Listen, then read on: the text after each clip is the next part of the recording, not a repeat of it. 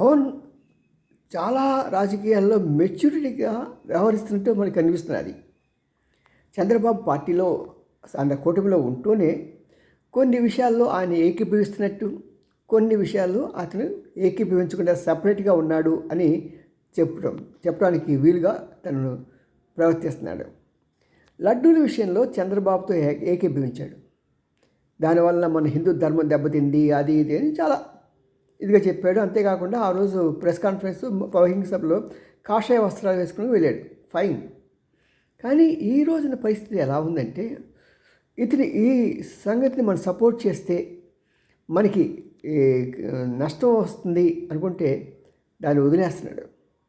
దీనివల్ల ఏమవుతుందంటే, రేపు పొద్దున ఎలక్షన్స్కి వెళ్ళినప్పుడు మరి నువ్వేం అడగలేదయ్యా అంటే, నేను దాంట్లో ఏకీభవించలేదు, మీరు గమనించిన నా స్టేట్మెంట్స్ అన్నీ కూడా అని చాలా సీనియర్ మెచ్యూరిటీ కలిగిన నాయకులా చెప్తున్నాడు. బేష్.